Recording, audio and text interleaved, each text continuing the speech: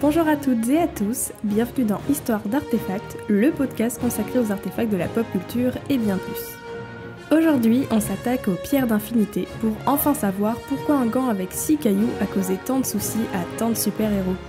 Alors, installez-vous confortablement et laissez-moi vous embarquer dans l'histoire de 6 petites pierres capables de transformer un être lambda en dieu tout-puissant. Vous écoutez Histoire d'artefacts. Tout d'abord, dans les comics, ces puissants artefacts ont longtemps été connus sous le nom de gemmes de l'infini. Ce n'est que plus récemment qu'elles ont été rebaptisées pierres d'infinité, notamment pour s'aligner avec le Marvel Cinematic Universe. L'origine des pierres diffère considérablement entre les comics et les films. Dans les comics, elles sont issues de l'entité primordiale Némésis, qui s'est sacrifiée pour empêcher un univers d'être habité uniquement par elle-même. En revanche, dans le MCU, les pierres sont présentées comme des singularités nées lors du Big Bang, incarnant différents aspects de l'existence, dont le temps, l'espace, la réalité, l'esprit, la puissance et l'âme. Découvrons alors ensemble les 6 pierres d'infinité, ces artefacts extraordinaires qui détiennent des pouvoirs capables de façonner l'univers et de bouleverser le destin de ses habitants. La pierre de l'espace. Souvent associée au Tesseract, elle trouve ses origines dans les confins les plus reculés de l'univers. Elle incarne l'essence même de l'espace et de la téléportation.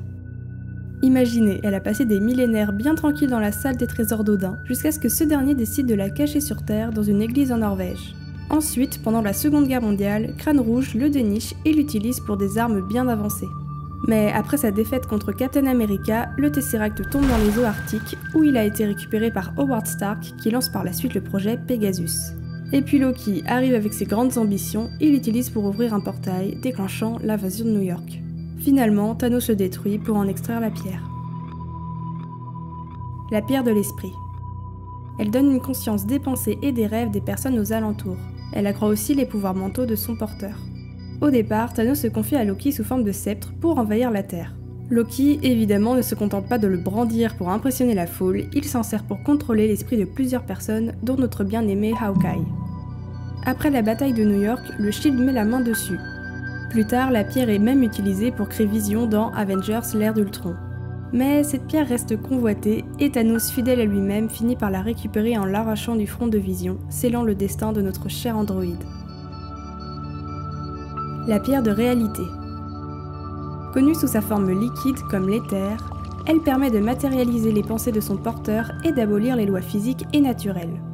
Il y a des millénaires, Malekith, le chef des elfes noirs, l'utilise dans une tentative pas franchement bienveillante de plonger l'univers dans les ténèbres. Des milliers d'années passent et l'éther refait surface lorsque Jane Foster, par un hasard pas si heureux, le découvre dans Thor, le monde des ténèbres. L'éther a donc été pris aux elfes par les Asgardiens et confié aux collectionneurs. Évidemment, Thanos finit par pointer le bout de son gant et s'empare de l'éther auprès du collectionneur. La pierre du pouvoir. Outre le fait d'accorder une force surhumaine et l'invincibilité à son détenteur, elle renforce également le pouvoir des autres gemmes de l'infini. Ce petit joyau au potentiel dévastateur a été découvert sur la planète Morag. L'orbe contenant la pierre était très convoité par Thanos, celui-ci a décidé de missionner Ronan l'accusateur pour le récupérer pour lui. Heureusement, les gardiens de la galaxie interviennent et parviennent à récupérer l'orbe qu'ils confient au Nova Corps pour le garder en sécurité sur Xandar. Mais bien sûr, rien ne reste en sécurité bien longtemps quand Thanos est dans les parages. Il finit donc par détruire Xandar pour s'emparer de la pierre du pouvoir. La pierre du temps. Elle donne le pouvoir de se déplacer dans le temps ou d'observer une période précise sans s'y rendre, le risque étant de créer des boucles temporelles. Elle était contenue à l'intérieur de l'œil d'Agamotto et placée sous la protection des maîtres des arts mystiques. Elle arrive par la suite entre les mains de Doctor Strange qui ne tarde pas à s'en servir pour faire face à des menaces cosmiques. Il l'utilise notamment pour vaincre Dormammu dans une boucle temporelle infernale qui aurait rendu n'importe qui complètement fou. Mais ce n'est pas tout, la pierre du temps joue un rôle décisif dans la bataille contre Thanos sur Titan, où Doctor Strange explore des millions de futurs possibles pour trouver une chance de victoire. Et finalement, dans un geste surprenant, Strange remet volontairement la pierre à Thanos pour sauver Tony Stark, déclenchant une suite d'événements qui marqueront l'univers entier. La pierre de l'âme. Elle accorde la capacité de voler dans les airs et de manipuler l'âme des vivants ou des morts. La gemme a une conscience propre et a besoin sans cesse de nouvelles âmes. Cette pierre mystérieuse est cachée sur la planète Vormir sous la garde de Crâne Rouge. Mais obtenir cette pierre n'est pas une mince affaire. Thanos le découvre lorsqu'il doit sacrifier sa fille adoptive, Gamora, pour l'acquérir. Nous voilà au bout de notre exploration des 6 pierres d'infinité, mais attention, ce n'est peut-être pas la fin de l'histoire. Et oui, certains fans avertis ou lecteurs de comics le savent déjà, il existe dans certaines histoires des pierres supplémentaires qui étendent encore les mystères de l'univers Marvel. Lego Gem ou la gemme de Lego a vu le jour lors de Avengers Ultra Force. Au sein de ce numéro, Lego Gem contient la conscience de Némésis. Bien qu'elle n'ait pas encore fait son apparition dans le MCU, cette pierre est remarquable puisqu'elle protège son détenteur du pouvoir de toutes les autres gemmes. Dans une histoire particulièrement méta, Deadpool obtient une pierre appelée pierre de continuité.